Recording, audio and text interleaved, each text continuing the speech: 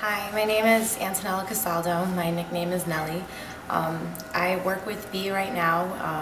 Right now it's one-on-one, and he is teaching me his 8-system concept. It's a mixture of mixed martial arts, including close quarter combat, street fighting, and the whole compilation of amazing things. I've been doing it for about 2.5 months or so.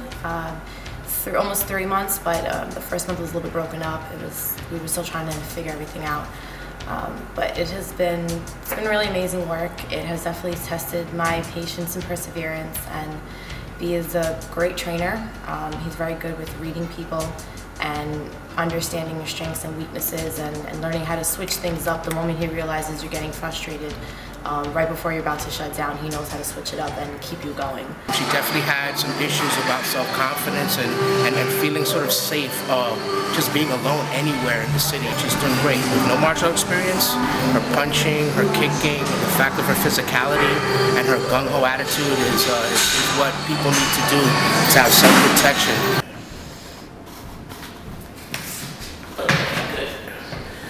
Do it one more time.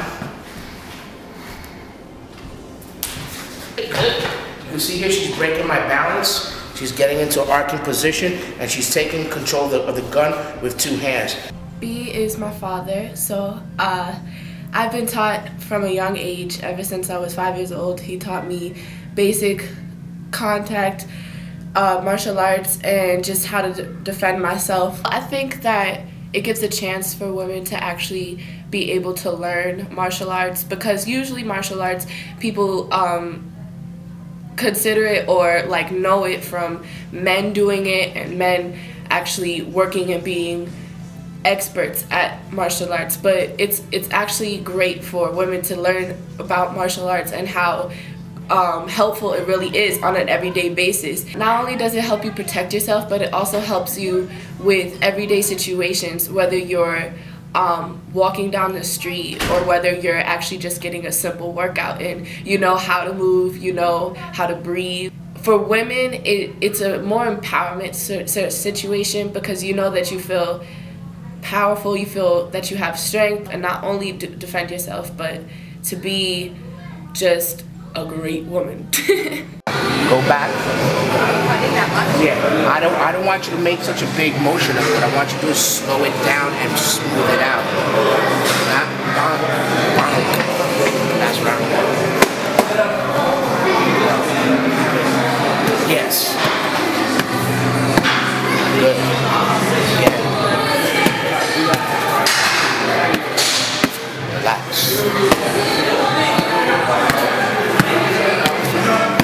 Well, definitely my mentality has changed. I do feel a bit more confident.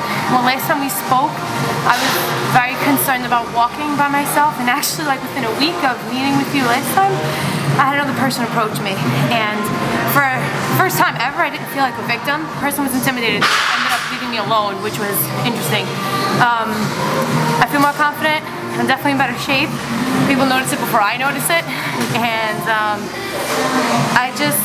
I'm excited to learn more, and this is something I want to stick with for a while. Definitely more aware. Like, one of the things that we have to constantly work on is being aware and being able to see everything, really understand what's going on, and be faster than anyone or anything that's going to come towards you. So definitely more aware of my environment. Right here, you're just doing a basic 1-2-3 punch. It's a basic boxing stance. You know, a little bit like brawler boxing stance, and he's just doing a basic 1-2-3 punch to show you how he's standing and how the lines on his body are set up, and how his back, his feet, and how his punches are punching.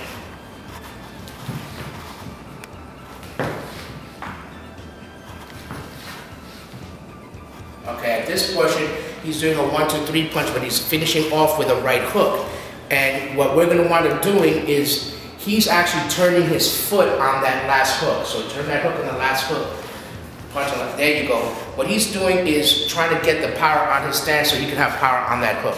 What we do in Strategic Edge is that we're actually cutting the circle with our footwork, so we don't have to make sort of that big motion with the foot to do the hook. We're actually already in that position, by keeping our stance forward. Our feet are turning, but our body is not. All right, so trapping is one of the most important things you need to know about self-defense. This is a way to intercept your attacker.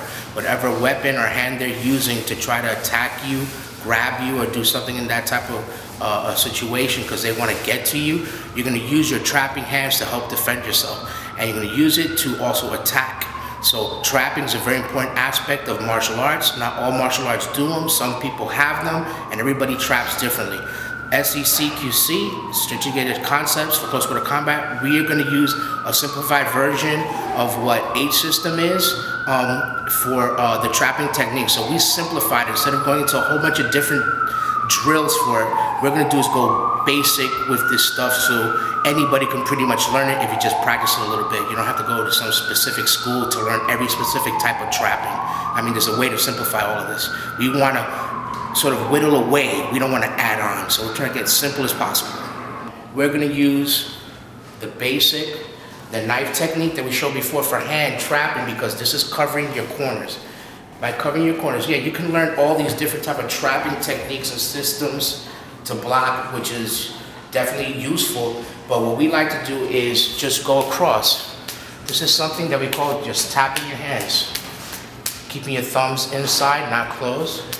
Trapping your hands. This technique of just smacking the tops of your hands is when this person punches. Go ahead, punch the other one. Go ahead, punch. See, you're already here. You're in this range already. You don't have to learn every like esoteric trapping style. Go. All right, again. We're gonna go inside.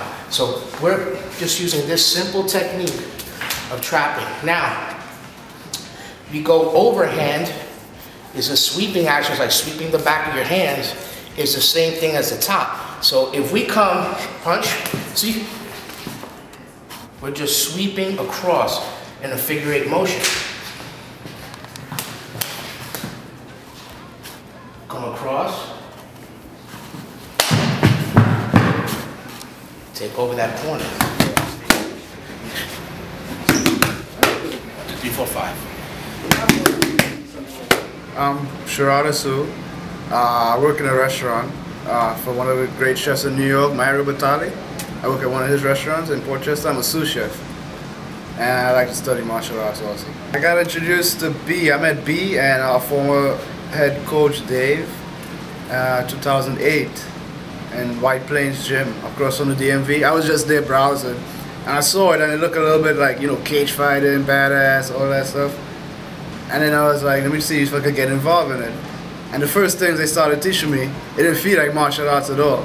They were teaching me stuff like outside the box, like something I thought I'd never use. Then eventually when I did get the point, it was martial arts and it all came together in one. My name is Tim Fields from Westchester County, New York. I train, and right now I started training in Wing Chun, but I have a black belt in Aikido, Taniki Aikido, and I have a purple belt in Brazilian Jiu-Jitsu. Martial arts, to me, is a self-defense art. It's not an art for you to go out and look beautiful and be all fancy movements. It's really, people have to remember that these arts were built on the battlefield so that people can defend themselves in a wartime situations. So first you have to understand that. Once you've understood that, now you have to also take the other side of it, which is the calming, the Zen side, if you want to say that, where you're not looking to fight people, but you're trying to diffuse people, and that's the other side that people miss. You're going to have people who are going to push your buttons, who are going to be aggressive towards you, but you need to learn to, you have to develop that calming fact so you can calm the situation before it gets to an escalating point where now you have to handle it physically. So it's first is mentally, then physically, and not physically, then mentally. The concept that we have right here, the Trinity principle, is the fact is that if I'm going to attack the attack to defend the corrupt balance, so once he throws that first punch, he doesn't have time to throw the second punch. Because the second punch is already being blocked by his body in my attack. Then that's when I go through the hole, and then that way I can control him any way I want to from that point.